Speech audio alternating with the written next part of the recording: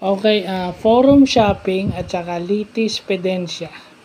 So, yung forum shopping daw is yung pagsasampa ng demanda sa iba't ibang korte na dahil gusto nilang makakuha ng favorable response.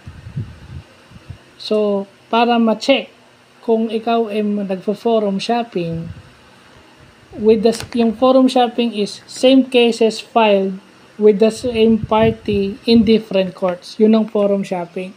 So, halimbawang pending ito sa court letter A, pero halimbawa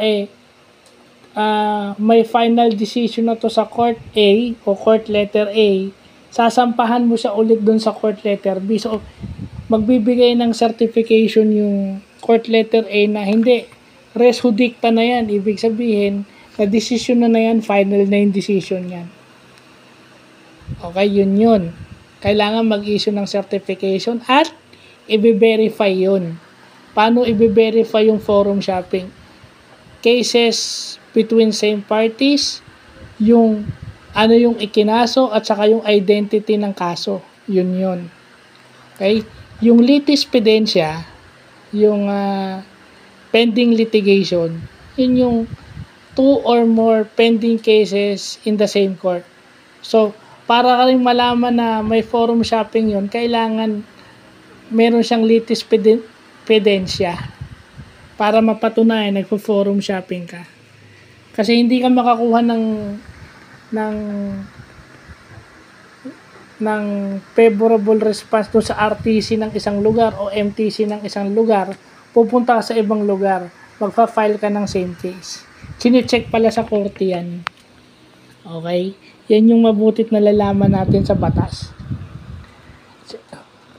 Siyempre, may kaukulang penalty yung, pero aalamin na natin bukas kung ano yung penalty against forum shopping tsaka litispedencia sa batas. So, yun. Akala kasi nung iba, pag nagdedemanda ka, malakas ka. No, pero hindi nila alam na yung batas, meron ding way para matignan kung tama pa ba yung kaso ka ng kaso o sampa ka ng demanda sa isang individual na hindi na tama. Para sila naman yung makatanggap ng katarungan na dapat sa kanila. Nagiging patas lang ang korte pag gaganon. Nabutit na laman natin yan. Salamat talaga kay Attorney Anselmo. So, yun lang po.